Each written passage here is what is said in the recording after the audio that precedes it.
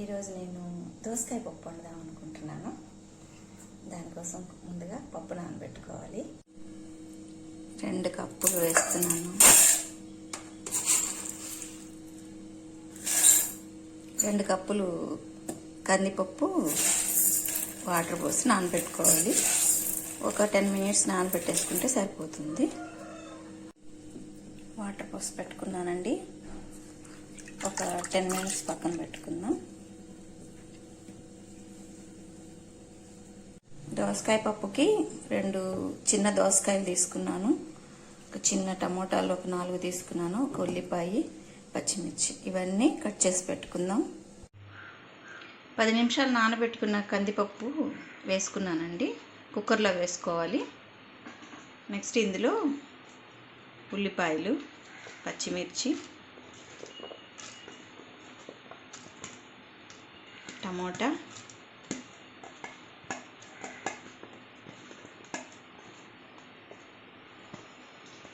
కొంచెం పెద్దగా కట్ చేసుకున్న దోసకాయ ముక్కలండి. అంటే పప్పులో కలిసిపోకుండా ఉండాలని కొంచెం పెద్దవి కట్ చేశాను. మీకు నచ్చిన సైజులో మీరు కట్ చేసుకోవచ్చు. దోసకాయ వేసాం కాబట్టి కొంచెం చింతపండు వేసుకుంటే సరిపోతుంది. కానీ చింతపండు అయితే వెయ్యాలి. ఇప్పుడు కారం వేస్తున్నాను. కారము కొంచెం ఎక్కువ పడుతుంది. ఒక 2-3 స్పూన్లు ఎక్కువ వేసుకోండి. ఎందుకంటే దోసకాయ పుల్లగా ఉంటుంది కాబట్టి కారం ఎక్కువ తినేవాళ్ళు కొంచెం కారం ఎక్కువ వేసుకోండి. కొంచెం పసుపు. ఇప్పుడు 2 గ్లాసులు వాటర్ పోసుకోవాలండి బాగా ఉడకడానికి.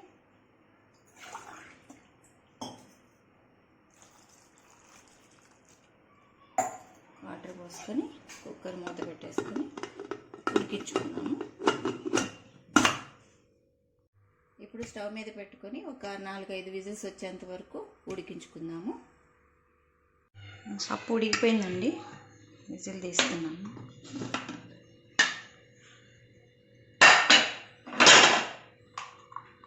ఇది కొంచెం బాగా మెత్తగా ఉడకడంతో మెత్తగా చేసుకోవాలి.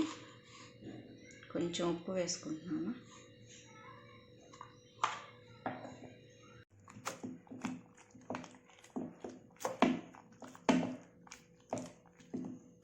ఇప్పుడు దీన్ని పోపు వేసుకున్నాను.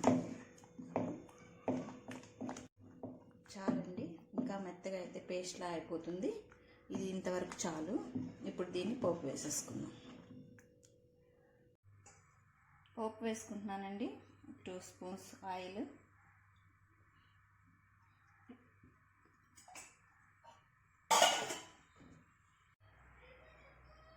ఒక 1/2 టీ స్పూన్ మెంతులు,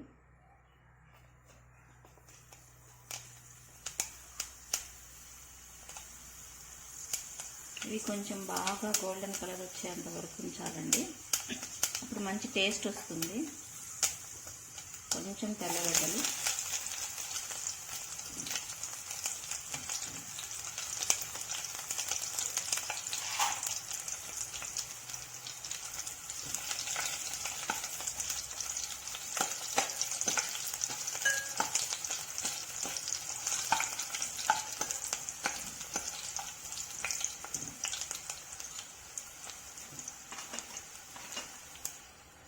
కొంచెం మినపప్పు,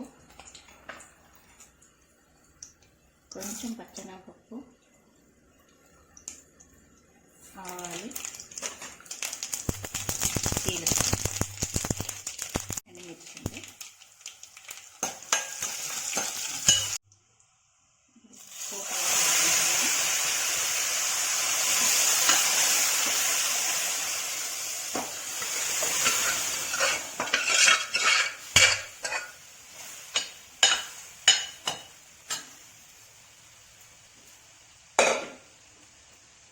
దోసకాయ పప్పు రెడీ అయిపోయిందండి. చాలా టేస్ట్గా ఉంటుంది. మీరు కూడా